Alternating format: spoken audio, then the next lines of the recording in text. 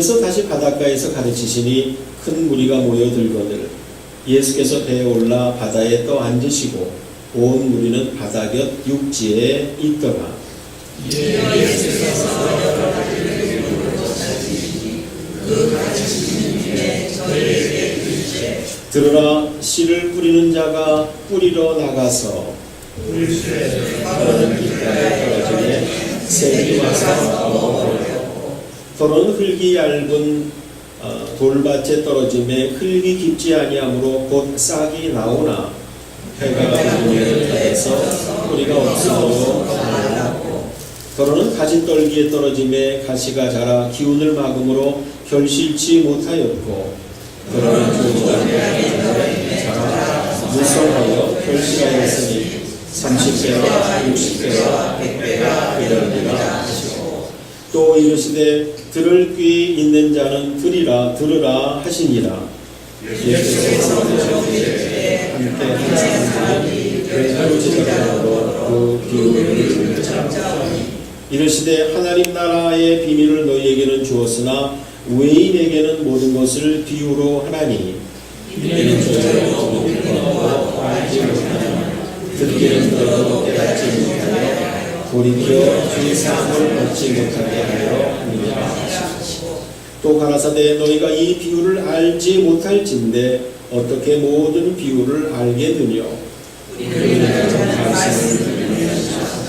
말씀이 길가에 뿌리웠다는 것은 이들이니 곧 말씀을 들을 때에 사단이 즉시 와서 저희에게 뿌리온 말씀을 빼앗는 것이요.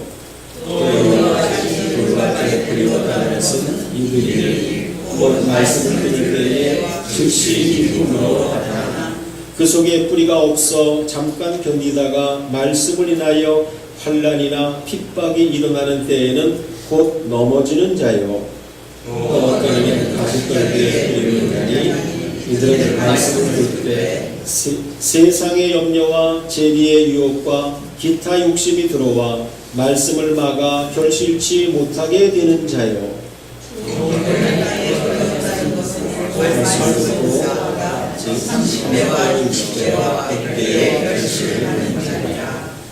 아멘. 오늘 여러분 영상에 또 주보에 있는 제목을 보게 되면 마음밭 원 길가 됐습니다.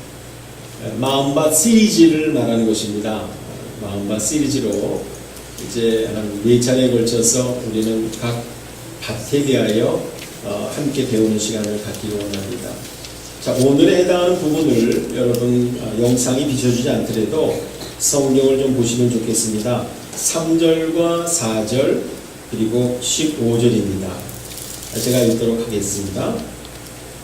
들으라, 씨를 뿌리는 자가 뿌리러 나가서 뿌릴새 더러는 길가에 떨어짐에 새들이 와서 먹어버렸고 15절입니다. 말씀이 길가에 뿌리웠다는 것은 이들이니 곧 말씀을 들었을 때에 사단이 즉시 와서 저희에게 뿌리온 말씀을 빼앗는 것이요. 그런 말씀입니다. 오늘 이 본문 말씀과 또 성경 말씀을 통하여서 성령 하나님께서 우리 모두에게 주님의 큰 깨달음과 은혜를 풍성하게 부어주시기를 주님의 이름으로 축복합니다.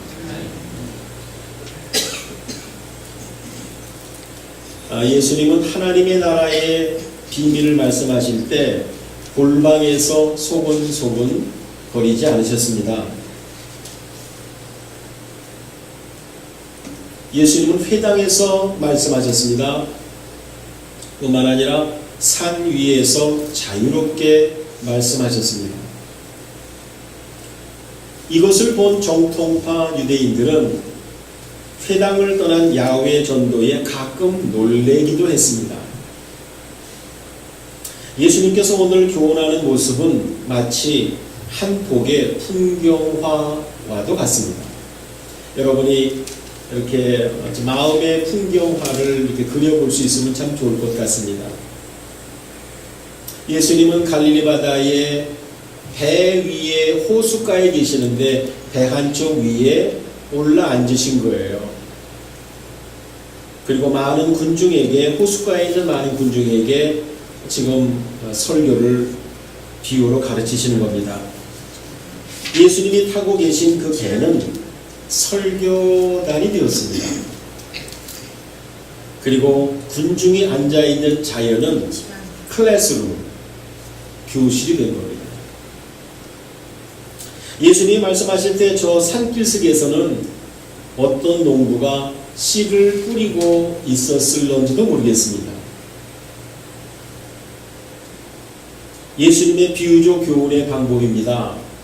보라, 저기 저 씨 뿌리는 농부가 있다. 예수님은 이렇게 땅에서 진행되는 일로 시작하여서 사람들의 생각을 하늘로 인도하셨습니다. 예수님은 누구나 다 볼 수 있는 것으로 시작해서 보이지 않는 영적인 세계로 예수님은 사람들의 마음을 이끄셨습니다. 예수님은 사람들이 일반적으로 알고 있는, 상식으로 알고 있는 그런 일들을 통하여서 일찍이 영적으로 알지 못했던 일들을 그들에게 보여주시곤 하셨습니다. 오늘 우리는 첫 번째 날로 길가에 대하여 살펴보기를 원합니다. 예수님 당시에 길가라고 하는 것은 큰 길이 아닙니다. 예를 들어서 우리가 지금 들어올 때 이쪽 잉그루드와 그 다음에 퍼시픽을 통해서 들어왔잖아요. 대부분. 그랜드 뷰는 우리 지금 못하잖아요. 파머스 마켓 때문에. 들어올 때 그래도 여러분 나갈 때는 골목길입니다. 아스팔트가 깔려 있습니다. 길가라고 말하게 되면 우리는 현대 살기 때문에 대부분 아스팔트가 깔려 있는 길가를 생각하기가 참 쉽겠죠. 그러나 2000년 전의 길가는 바로 그거 아닙니다.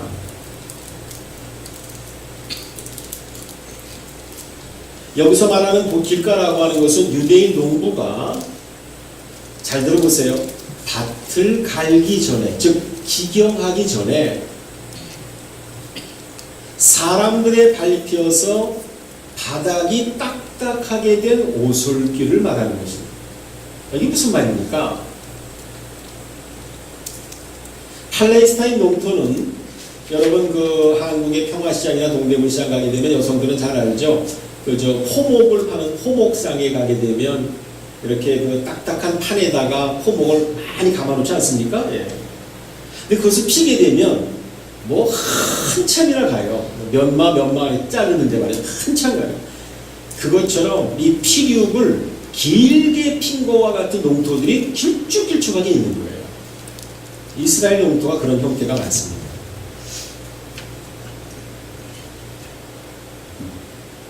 그런데 휴경기, 경작을 쉬었었을 때, 그때가 언제입니까? 이미 가을 거지가 끝났고 다음에 봄에 이제 농사가 시작되는 바로 그때를 의미하는 거죠. 우리 방법으로 말하게 되면 그 월은 좀 다릅니다만 사람들이 휴경기 때에 무언가 길을 하나 내는 거예요. 다시 말하면 보통 때는 많은 경작물이 있기 때문에 그 길을 통과할 수 없습니다만 이제 다 경작이 끝난 상태이기 때문에 가깝게 어느 마을이나 건너편에 어디를 가려고 하게 되면 멀리 그 피륙을 돌아서, 농토를 돌아서 가지 않고 쇼카, 지름길로 만드느라고 길을 사람들이 몇 사람이 밟고를 내는 겁니다.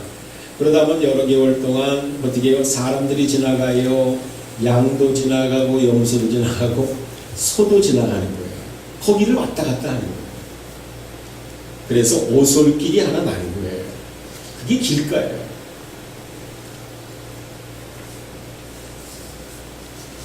그런데 그 길은 오늘날의 포장도로처럼 어떻게 있어요? 사람이 많이 밟고 지나가다 보니까 단단해져 있는 것입니다. 자, 그렇다면 오늘 성경이 말하고 있는 이 길가에 씨가 떨어졌다라고 하는 것은 왜 떨어졌을까요? 아마 여러분 감 잡을 수 있겠죠? 아, 동네 길이 아니구나. 농토 가운데 생긴 길이구나. 감 잡으셨죠? 이스라엘 농부가 씨를 뿌릴 때 두 가지 방법으로 씨를 뿌립니다. 하나는 언덕바지에 서서 들어오는 방향을 등에 쥐고서 이 씨를 위로부터 날리는 거예요. 공중에다가. 바람이 세니까 날리는 거예요. 그리고 그 바람에 의해서 자기의 농토에 이게 씨가 여기저기 떨어지는 거예요. 그런 방법을 이용하기도 하고, 또 하나는 여러분 짐승 나귀 있잖아요. 나귀에다가 양쪽 씨앗이 들어있는 자루를 양쪽에 두는 거예요. 그리고 크지 않은 구멍을 거기다 내는 겁니다. 구멍을. 그리고 그 나귀에서 나귀가 이제 툭툭툭 걸을 때마다 씨앗이 빠져나오는데 그 농토를 어떻게 해요? 그냥 농부가 계속 지나다니는 거예요. 그러면서 씨앗이 뚝뚝뚝뚝 땅에 떨어지도록 하는 거예요. 그 나귀자를 무거운 걸 붙들고 사람이 그걸로 뿌리지 않는단 말이에요. 그러다 보니까 어디서 떨어지는 거예요? 바로 아까 얘기했던 오솔길이 난 그 길가에 씨앗이 떨어지고, 또 가시덤불에 떨어지고, 돌짝밭에 떨어지고, 이런 현상들이 일어나는 것입니다. 자, 그러면 여러분 오늘 첫 번째 우리가 마음바 시리즈의 길가란 어떤 마음을 의미할까요? 한번 다 같이 따라하십시오. 단단한 마음. 급범해요. 문자 그대로 사람이나 짐승이 많이 밟고 지나가서 이 밭이 단단해졌어요. 성경에서는 이것을 이렇게 표현합니다. 여러분 성경의 용어는 잘 알아들으실 거예요. 완악한 마음 혹은 강팍한 마음이라고 말합니다.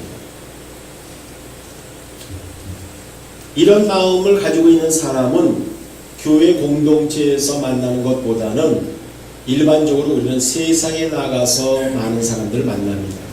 아마 세상 사람들의 마음이 다 길가와 같다라고 해도 과언이 아닐 것입니다. 왜 그럴까요? 여러분이 친구에게, 또 비즈니스 현장에게, 동료에게, 또 어떤 사람에게 예수의 복음과 하나님의 말씀과 말씀의 씨를 뿌리게 되면 그 사람이 그래요 하면서 금방 받아들이던가요? 아닙니다. 나름대로 종교관이 있고 생활 철학이 있고 자기 지식들이 있어서 어떻게 해요? 다 대부분 거부하는 마음이에요. 그 마음이 단단한 마음을 여러분은 경험하게 될 것입니다. 마태복음 13장 65절에 보게 되면 예수님께서 이런 말씀을 했었어요. 이 백성들의 마음이 그랬어요. 완악하여져서 단단해져서 그 귀는 듣기에 아주 둔하고 그 다음에 눈은 감았다 이렇게 말합니다. 귀가 듣기에 어떻게 된다고요? 둔하고 그 다음에 눈은 감았다. 이렇게 마음이 완악해지면 그 귀는 듣기 아주 둔합니다. 아예 들으려고 하지 않는다고 하는 말이 맞을 겁니다. 여러분 우리말 표현 가운데 이런 표현이 있죠. 씨도 안 먹힌다. 그죠? 여러분이 누군가에게 뭐 중요한 얘기를 하는데 그 사람이 알아들으려고 안 하게 되면 씨도 안 먹힌다는 얘기 하잖아요. 그런 마음을 가리키는 것입니다. 시편 81편 12절에 보게 되면 그러므로 내가 그들의 마음에 강팍한 대로 내어버려 두겠다라는 말씀을 하세요. 그리고 그 임의대로 행하에 하겠다는 말씀이 있으세요. 에스겔서 3장 7절에는 이런 말씀이 있습니다. 그러나 이스라엘 족속이 이마가 굳고 마음이 강팍하여 내 말을 듣고자 아니할 거다.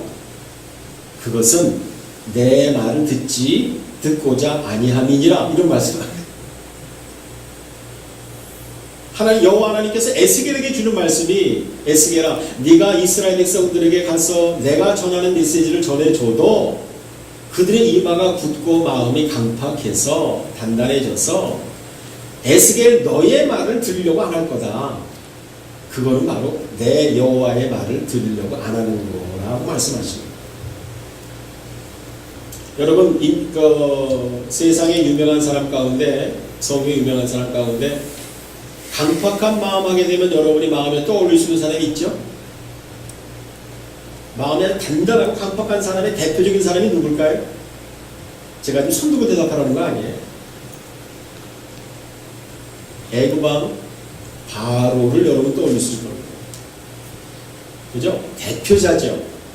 10가지 재앙이 임함에도 불구하고 끝까지 마음을 움직이지 않는 거예요.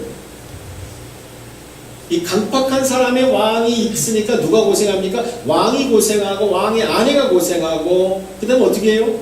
하나님이 Let my people고 영어로 Let my people고 내 백성 가게 하라라고 하는 그런 의지와 명령을 모세를 통하여 전달해 줬음에도 불구하고 처음에 피식 웃어버렸어요. 세상적인 말로 말하면 웃기지 마시오. 여호와 하나님 그렇게 된 거예요. 안 듣는 거예요. 10가지 재앙 마지막 자기의 장자가 죽는 재앙을 당하고서야 어떻게 합니까? 그때 손을 잡아요. 여러분 잘 아시잖아요. 자, 오늘 본문 4절을 우리가 읽었습니다. 잘 들어보세요. 씨를 뿌릴새 더러는 길가에 떨어짐에 예수님이 중요한 말씀을 하신 거예요. 새들이 와서 먹어버렸다. 새들이 와서 씨가 너무나도 단단한 마음에 그대로 그 밑에 들어가는 여력도 없이 1시간, 2시간 노출되어 있었던 모양이죠. 어쨌든 이렇게 쪼개. 그러니까 새들이 공중에서 먹이를 찾던 새들이 보고서 어떻게 와서 그냥 쪼아 먹어버렸다는 거예요. 뭔가 이해가 되시잖아요?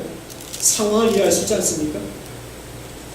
그런데 예수님이 제자들과 이것이 궁금했던 사람들이 어느 한 집에 들어갔어요. 그래서 이 비유의 뜻을 여쭤본 거예요. 물어본 거예요. 그랬더니 이 길가밭에 대한 예수님의 영적인 해석은 무언가? 15절. 말씀이 길가에 뿌리웠다는 것은 이런 사람들을 가리킨다. 곧 말씀을 들었을 때에 사단이 즉시 와서 저희에게 뿌리은 그 씨앗 말씀을 빼앗는 것이요라고 예수님이 정확하게 해석해 준 거예요. 여러분, 하나님의 말씀이 선포되는 것은 어디입니까? 컨퍼런스에도 선포됩니다만 일반적으로 주일날 어디에서? 예배당에서 말씀이 선포돼요. 그리고 여러분이 전도하러 나가게 되면 야외에서 선포가 돼요. 근데 마음밭이 바로 길가와 같은 사람의 경우는 어떻게 합니까?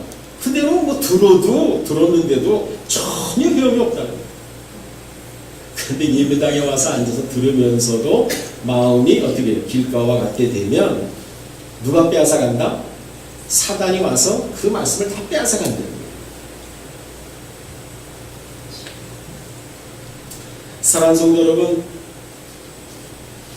오늘 성경이 말하고 있는 4가지 마음밭은, 잘 들어보십시오. 4가지 마음밭은 어떤 사람의 우리 교인에게 적용하게 되면, 우리 그리스도에게 적용하게 되면 언제나 길가밭이 아니고요. 이 특성은 아까 말씀드린 세상 안 믿는 사람의 특성이지만 때로 길가밭이 될 수도 있고, 그 다음에 돌짝밭, 틀기 얇은 돌밭이 될 수도 있고, 그 다음에 가시떨기가 될 수도 있고, 성경을 깊이 연구하다 보면 많은 그리스도인들의 삶 속이 이 3번째 밭에 해당하는 경우가 상당히 많구나 하는 것을 성령님이 가르쳐 주세요. 앞으로 3주 후에 같이 한번 들으면 아실 겁니다. 그리고 어떤 때는 옥토가 있어요. 정말 좋은 마음밭이 있어요. 그런데요, 영원 무궁토록 좋은 밭도 없고 영원 무궁토록 길가나 이런 밭이 아니에요. 그 말은 무슨 말이냐면 여러분의 상황에 따라서, 여러분의 믿음의 정도에 따라서 이 4가지 마음밭이 얼마든지 될 수 있다고 하는 것을 우리 성도님은 꼭 지혜로 배우시기를 바랍니다. 그거는요, 설교하는 목사도 마찬가지예요. 어떤 직분을 가진 분이라 하더라도 마찬가지, 목사까지 포함해서. 그러므로 한번 따라 하시겠습니까? 마음밭 관리 잘합시다. 좀 발음이 좀 어렵습니다만 그냥 마음밭 관리 잘합시다. 마음밭 관리 잘합시다. 아멘? 이거예요. 자, 길가와 같은 마음을 어떻게 하면 옥토로 만들 수 있을까요? 이것을 여러분 제가 먼저 말씀드리기 전에 여기에서 잠시 팔레스타인의 농사법을 우리가 잘 알 필요가 있습니다. 우리 한국의 농사법하고 미국은 제가 잘 모르겠습니다만 미국도 아마 한국과 비슷할 것 같은데 이스라엘 팔레스타인 농사법이 달라요. 정반대예요.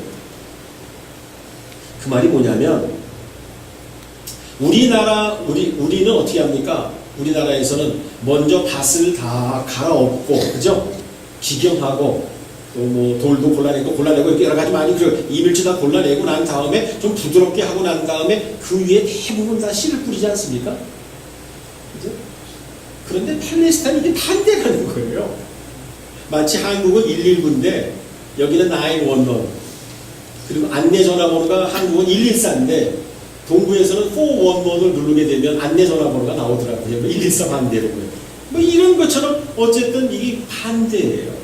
즉 뭐냐면 씨부터 뿌려놓고, 그러니까 나귀로 씨기로 뿌려놓고 그 다음에 기경하는 거예요. 그러므로 여러분 꼭 아세요. 알아야 되거든요. 예수님이 설교단에서 길가밭을 얘기하고 이것을 해석했을 때 그들이 느끼는 거는 길가밭 알지 우리가 오솔길 생기지 가시덤불 그래 휴경기 때문에 가시덤불 같이 막 자라지 다 아는 거 있어요. 상식으로 다 아는 거예요. 그런데 그들의 마음 가운데는 해법이 있어요. 해법, 해결 방안, 조언같이 되게 하는 해결 방안을 농부들이 아는 거예요. 그게 뭐예요? 기경하면 된다라는 걸 아는 거예요. 할렐루야. 바로 이거예요.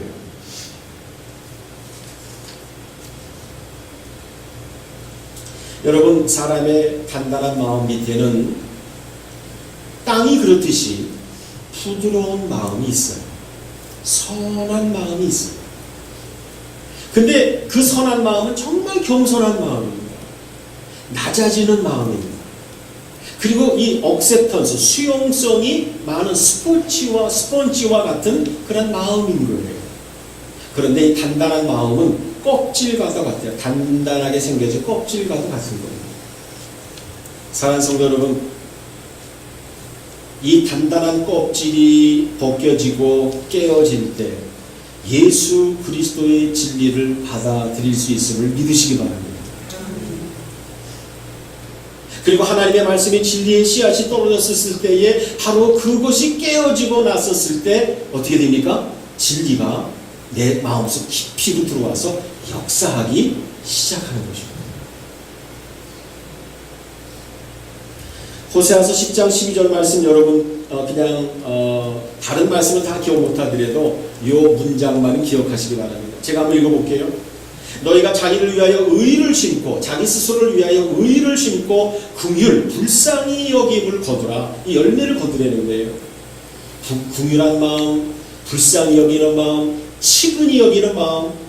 들어가기는 의가 들어갔는데 아시겠습니까? 의라는 씨앗이 들어갔는데 다른 사람의 의로 그렇게 아주 의로운 생각으로 판단하고 이렇게 정죄하고 비판하고 비난하고 그것이 아니고 의로가 들어졌는데 나오기는 뭐예요? 긍휼의 열매를 맺으라는 거예요. 할렐루야. 그러면서 지금이 곧 여호와를 찾을 때니 너희 묵은 땅을 기경하라. 지금이 여호와를 찾을 때니 너희 묵은 땅을 기경하라. 마침내 여호와께서 임하사 의를 비처럼 너희에게 내리시리라. 할렐루야. 이게 축복의 메시지입니다. 그러니까 너희의 마음의 준비는, 마음밭의 준비는 묵은 땅을 기경하는 것은 너희가 하라는 거예요. 사랑하는 성도 여러분, 오늘 우리가 첫 번째 마음밭을 길가를 배우고 있는 여러분의 마음에 또 설교하고 있는 저에게 동일하게 언제나 우리의 마음속에 성령의 쟁기로 늘 기경되는 역사가 있기를 주님의 이름으로 축원합니다. 하나님의 은혜의 쟁기로, 성령님의 쟁기로 자꾸 기경되는 거예요. 자, 지금은 제가 밭의 현상과, 그렇죠? 오솔길 생겼다, 씨 뿌리는 법도 우리가 말씀드렸습니다. 이 현상을 말씀드렸어요. 그런데 두 번째, 이것을 조금 우리의 심령적으로 한번 같이 생각해 볼 필요가 있습니다. 그 말이 무엇입니까?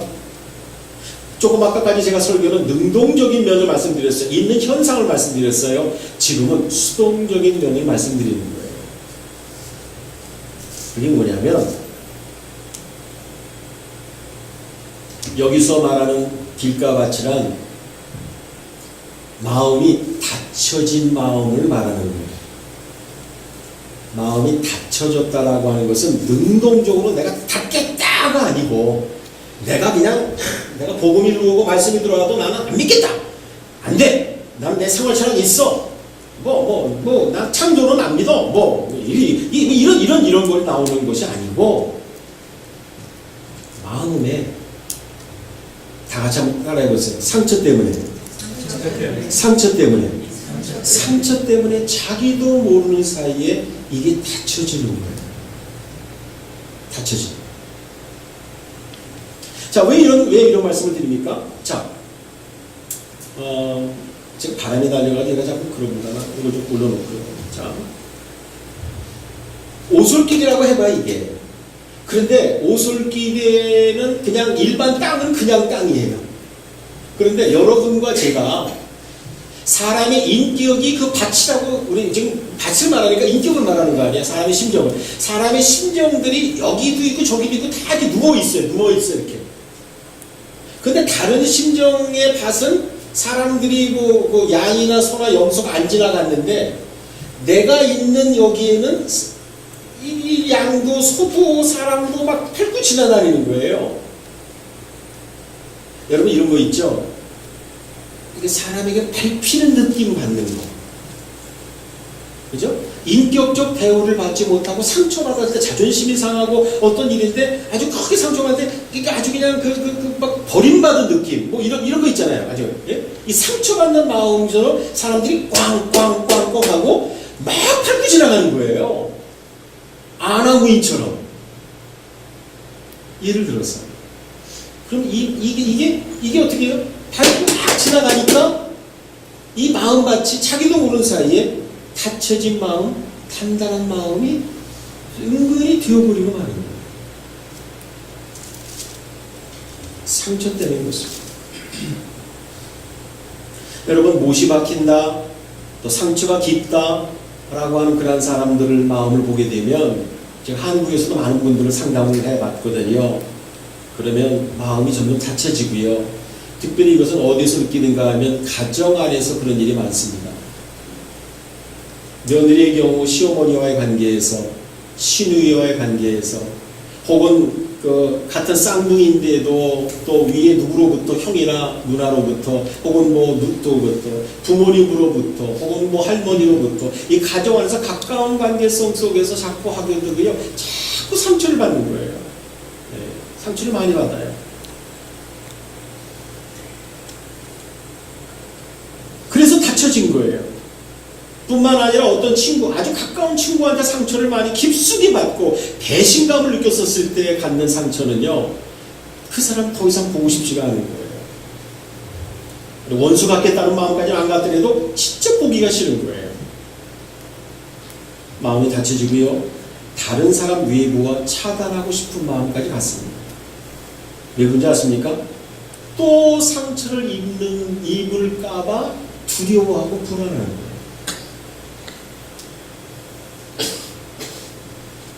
이렇게 상처받은 마음, 닫혀진 마음을 가진 사람은 자기를 별로 좋아하지 않는다고 느끼는 사람 앞에 서게 되면, 다시 말하면 나를 그렇게 환영하고 웰컴하고 허가하고 정말 잘했어, 정말 예비랑 잘했어 뭐하고 그런 게 아니고 약간 자기를 꺼려하고 이렇게 좀 싫어하고 뭔가 논쟁 때문에 뭔가 어떤 옛날 일 어떤 일 때문에 어떤 그렇게 해서 그냥 이렇게 소목소목하고 이런 사람 하게 되면 이런 관계가 형성되는 거예요. 이상하게 다른 사람 만나면 마음이 확 열리는데 그 사람 만나자 그러면 나도 모르는 게 이게 마음의 문이 슬며시 닫는 거예요.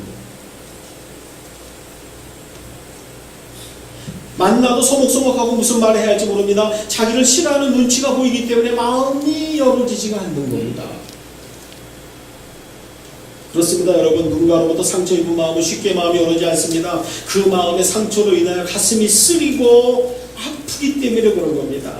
저는 상담 가운데 한 몇 가지 케이스들을 좀 구체적으로 들었는데, 여러분 옛날에 전화는 지금 뭐 되게 핸드폰 이런 게 있습니다만 옛날에는 그 검정 전화기 돼가지고 수화기를 딱 들고 하는 거 있잖아요. 한 60년, 70년도 그 전화기 기억나시죠? 그러면 그 전화벨 소리는요, 왜 이렇게 또 큰지 땅 울리잖아요. 그죠? 물론 소리를 조절할 수도 있겠습니다만. 그런데 그 전화벨 소리만 들어도 이 사람은 가슴이 벌렁벌렁한데요. 상처 많이 입은 사람의 심정이에요. 또 어떤 사람 이렇게 얘기하는 거 들어봤어요. 제가 무슨 우리 함경도 사투리, 평안도 사투리, 경상도 사투리, 전라도 사투리, 서울은 사투리 별로 얘기 안 하니까 몇 가지 그 사투리 쓰는 거 있잖아요. 어떤 A라는 사람한테 그런 그 사투리 쓰는 사람인데 이 사투리가 심한 사람한테 이 상처를 입은 거예요. 어떤 사람이. 그런데 자기가 상처 입은 사람은 이 사람인데 같은 사투리를 쓰는 B나 C라는 사람의 사투리 소리만 들어도 가슴이 벌렁벌렁거리고 싫다는 거예요.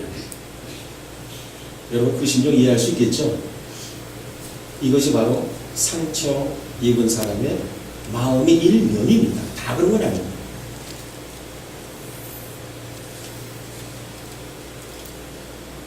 교회에서 상처를 받은 사람은 어떻게 해요? 교회에 대해서 마음을 열기가 쉽지 않습니다. 왜요? 다시 상처받는 게 싫기 때문에 그래요.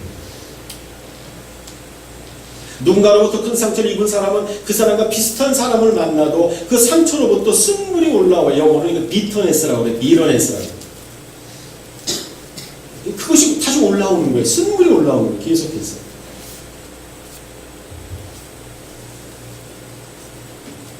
인생을 살다 보면 상처를 받는 경우가 아주 많고요.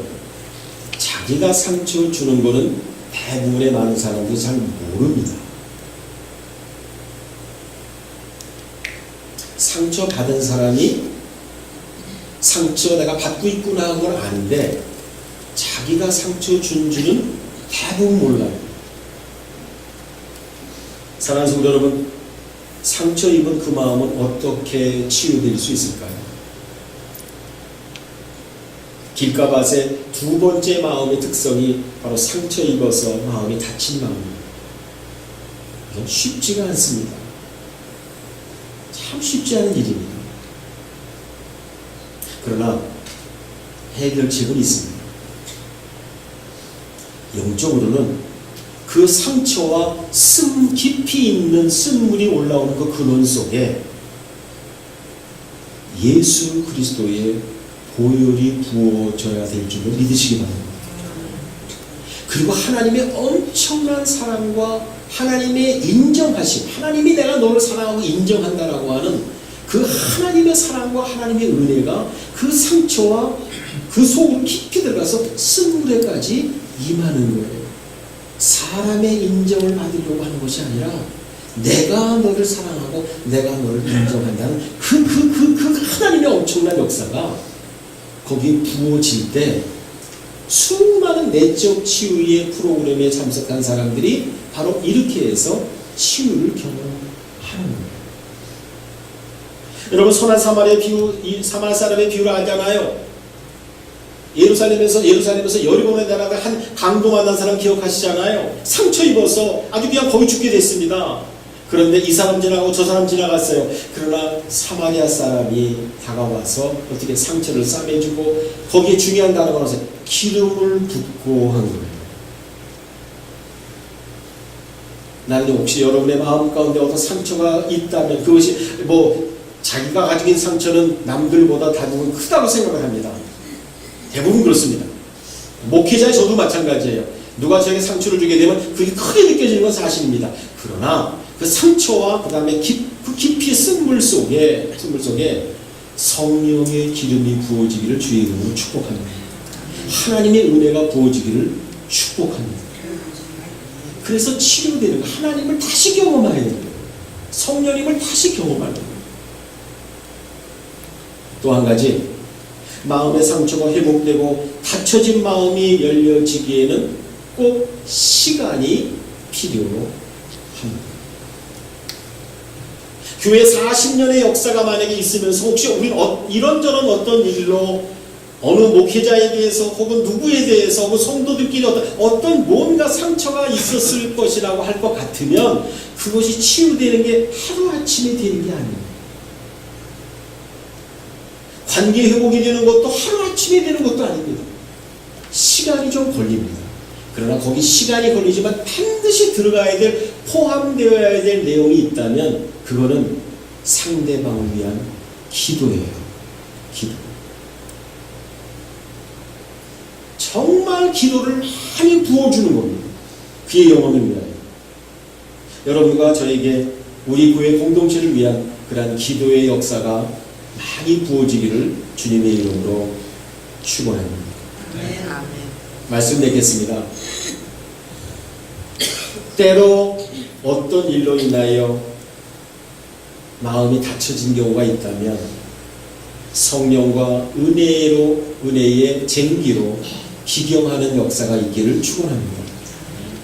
마음의 상처 때문이라면 여러분도 기도하시고 또 누군가 상처 있는 사람을 위하여 기도도 하고 그리고 어깨도 가족들은 두들겨주고 격려해주고 위로해줘서 얼마 전에 우리가 큐티를 통하여 봤던 것처럼 갈릴리 교회와 그 다음에 사마리아 교회가 주의 평안함으로 든든히 서가고 성령의 위로하심과 경외함으로 날마다 예수를 믿고 아는 사람들이 많아졌다, 수가 부흥했다는 그런 메시지는 우리는 우리 교회가 됐으면 좋겠다 했습니다. 그러한 역사가 우리가 소망 가운데 우리 교회 안에 이루어지기를 주님의 이름으로 축복합니다. 기도하겠습니다.